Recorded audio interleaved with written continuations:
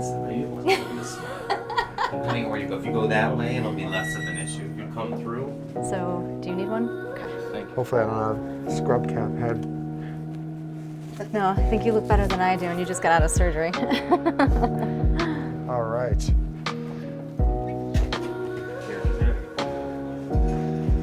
So Ken is one of our partners, MD PhD, is also one of our sort of imaging gurus also, and spends a lot of time on imaging with perfusion maps and basically maps of the different tracts in the brain. So I'm going to ask Ken if he can talk about some of the way we use this technology to take out aggressive brain tumors safely without injuring critical tracts and critical structures. Okay.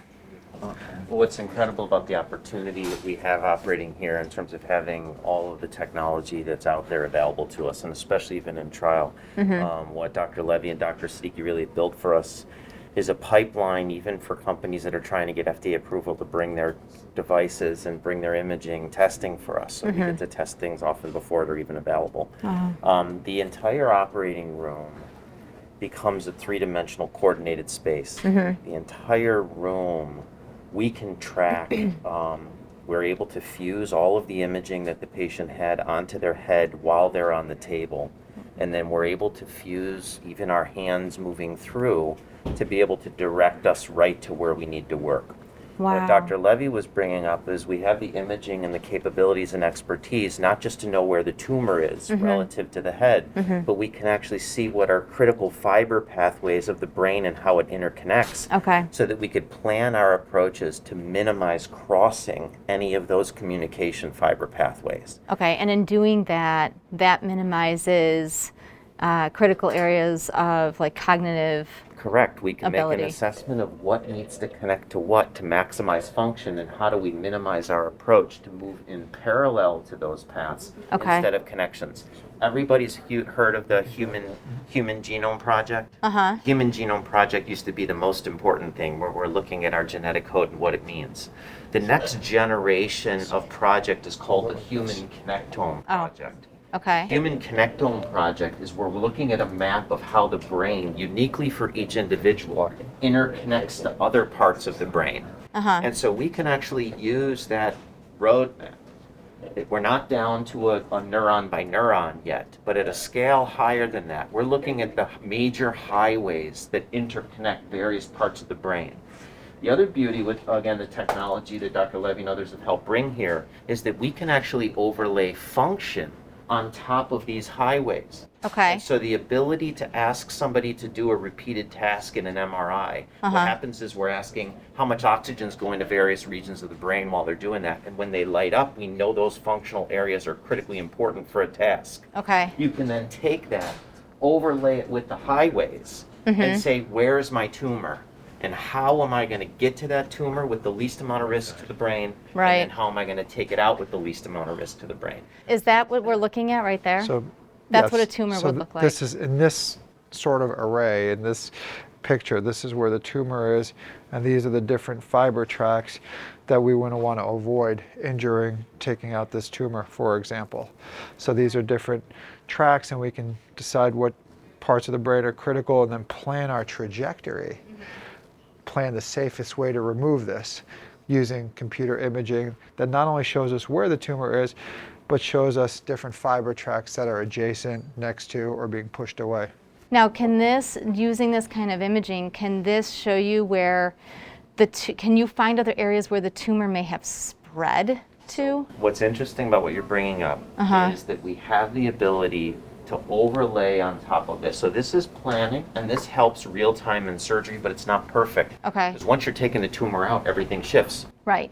So Dr. Levy's brought in ultrasound technology, which can look at the brain, look how it's shifted, look in real time at density or what's underneath there. So think about it like a real time monitor on top of what your planning was to begin with. Right. We also have a technology where we can deliver a dye, a fluorescent dye, the 5-ALA? into the brain, which highlights where abnormal microscopic disease might be. Okay. Flip on fluorescent, either eye or microscope, and go to a whole new mode of visualization to remove scopes of tumor.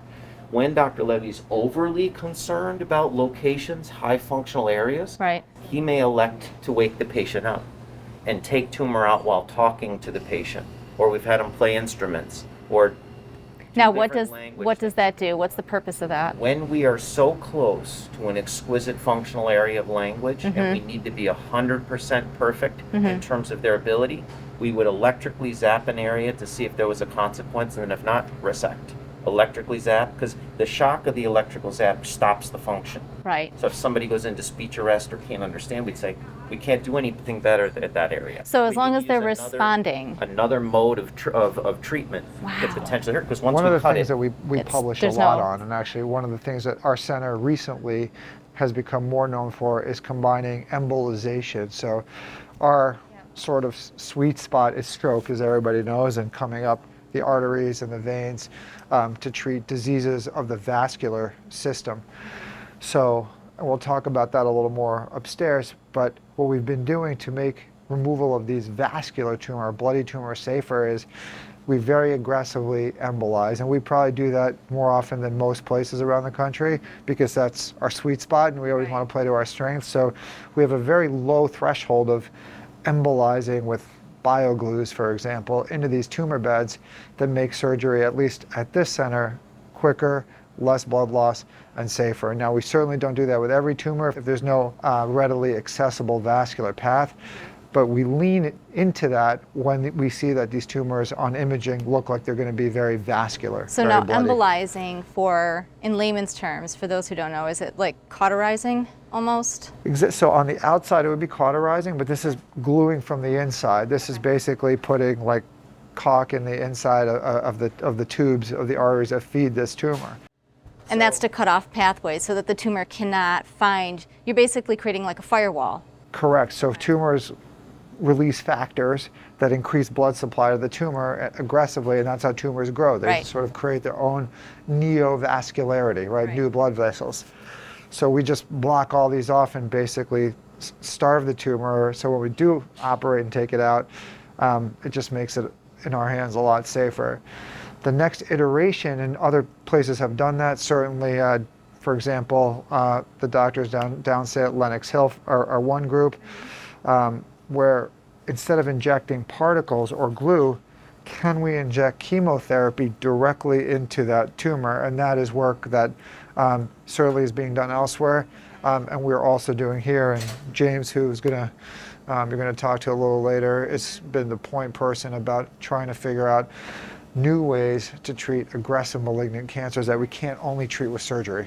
I think it's a good opportunity to talk about how Dr. Levy's innovation in stroke treatment or vascular disease really helps us multimodally treat this, because Dr. Levy and the team were one of the first groups to treat, it's basically a blood vessel tumor. It's Right. called an AVM. It's a giant tangle of blood vessels.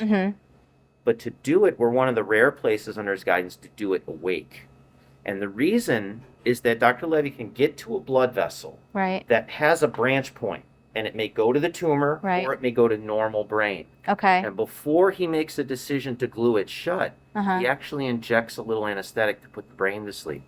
Because if we see the patient lose function, we're not in the right blood vessel. We're not only in tumor. Okay. And so he can get right to tumor and inject, and as long as the patient's okay, then we can glue it shut and stop its blood supply. The ability to make that decision in real time and not rely on imaging It's crucial. critical. It's crucial. And those were developed in his treatments of vascular tumors. Wow. And now those translate And this to is all tumors. this is what's translating, and this is where this could really be huge in brain cancer treatment, especially if you're able to inject the chemo directly in, because the blood-brain barrier is the one hurdle to keep this from really being You're something absolutely where, right. yeah. Right, these molecules were too big to cross blood-brain barrier, and now we have different agents that can break down blood-brain barrier. Yep. New chemotherapeutic agents.